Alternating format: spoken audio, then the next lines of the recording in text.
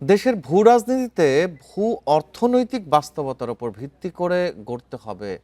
চীন বাংলাদেশ মিয়ানমার করিডোরের সম্ভাবনা অর্থনৈতিক ক্ষেত্রে কাজে লাগিয়ে রোহিঙ্গা সংকট সমাধানের সুযোগ তৈরি করা সম্ভব বলেও মনে করেন বিশ্লেষকরা।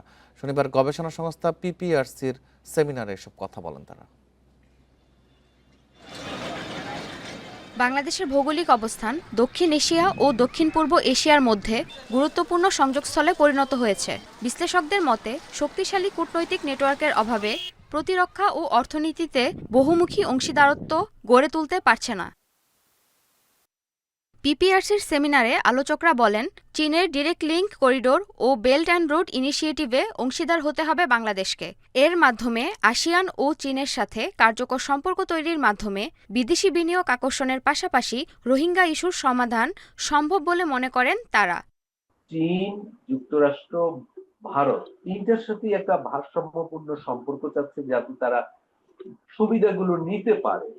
ভারতের সাথেও আমাদের সুযোগ সুবিধার প্রয়োজনীয়তা, লেনদেনের প্রয়োজনীয়তা রয়েছে, এগুলা নিয়ে অন্যরা বলছেন। চীনের সাথেও রয়েছে, যুক্তরাষ্ট্রের সাথেও রয়েছে। আলোচকরা বলেন, প্রতিরক্ষা সরঞ্জাম কেনার ক্ষেত্রে নিজেদের প্রয়োজন ও সক্ষমতাকে অগ্রাধিকার দিতে হবে। তবে অস্ত্র কিনতে ভারতের উপর অতিরিক্ত নির্ভরতা ভবিষ্যতে ঝুঁকি তৈরি করতে পারে বলে মনে করেন তারা।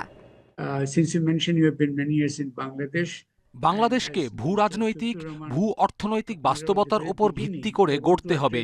বাংলাদেশ, চীন, ভারত ও মিয়ানমারের চতুর্পক্ষীয় কাঠামোর মাধ্যমে চট্টগ্রাম ট্রান্সশিপমেন্ট অর্থনৈতিক করিডোরের মতো বাস্তবসম্মত সমাধান জরুরি। বিশ্লেষকরা বলেন, বর্তমান সরকার বাংলাদেশের পররাষ্ট্র নীতিকে আরও ভারসাম্যপূর্ণ করার চেষ্টা করছে। চীনের সাথে অর্থনৈতিক ও প্রযুক্তিগত সহযোগিতা বাড়ালেও অতিরিক্ত নির্ভরতা এড়ানোর প্রসঙ্গও উঠে আসে সেমিনারে। Sumaiya Sanjana Nimmi, independent news.